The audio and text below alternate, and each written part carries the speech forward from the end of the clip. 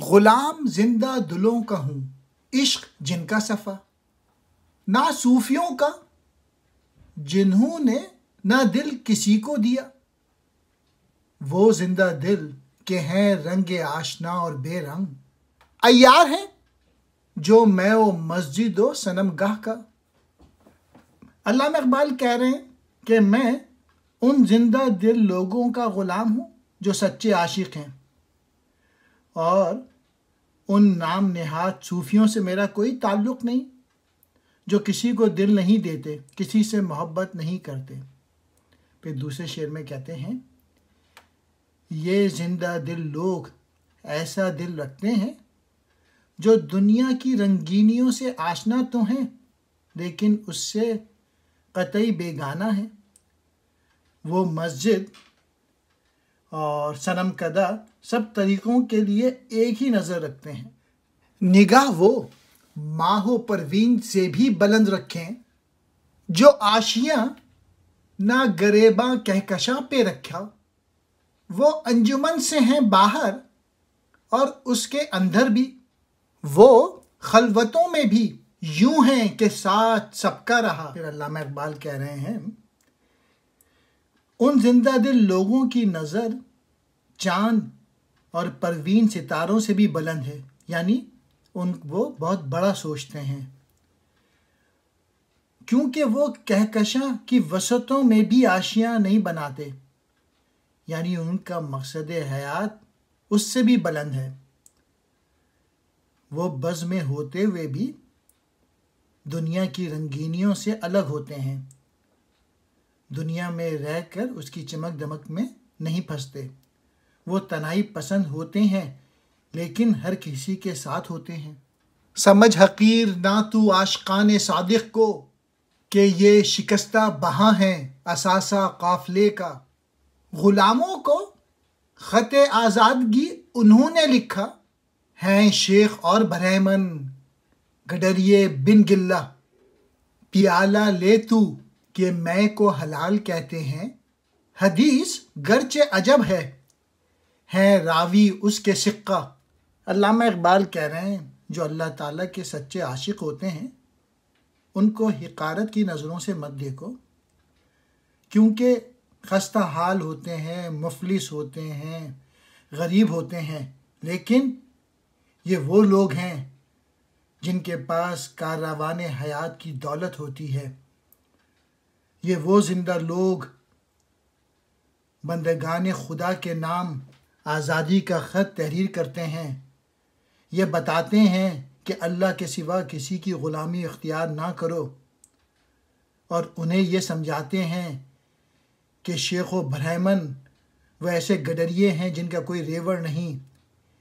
یعنی شیخ و برہمن کی پیروی کرنے کے بجائے اللہ اور اس کے پیغمبروں کی پیروی کرو۔ اور آخری شعر میں علامہ اقبال کہہ رہے ہیں، اس لیے پیالہ تھام لے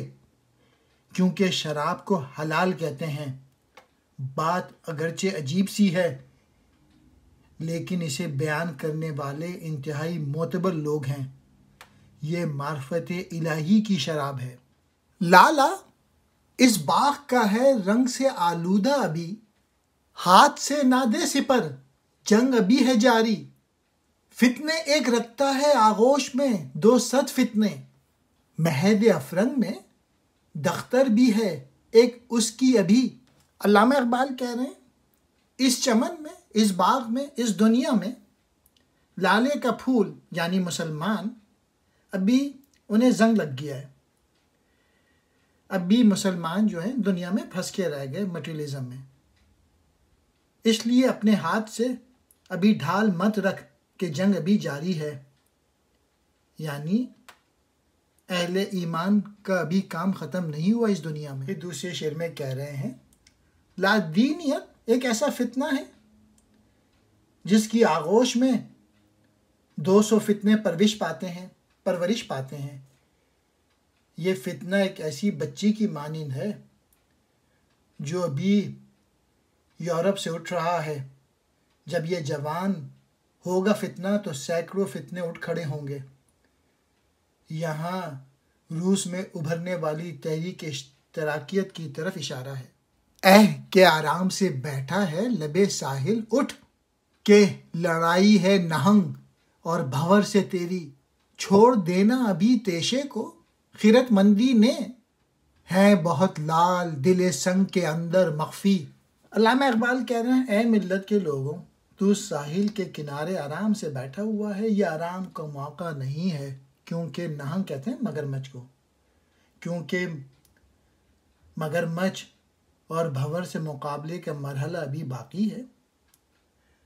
پھر کہتے ہیں تیشہ،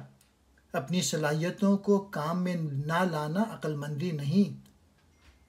اس تیشے سے پتھروں کے دل میں سے تو لال نکال سکتا ہے۔ یعنی میسج یہ ہے کہ عمل نہ کرنا، بے عملی کوئی اچھی چیز نہیں ہے۔ ٹھہر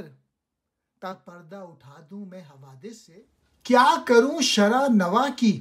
جو چنگ اندر ہی رہی، نقش پرداز جہاں نے جو جنوں دیکھا میرا،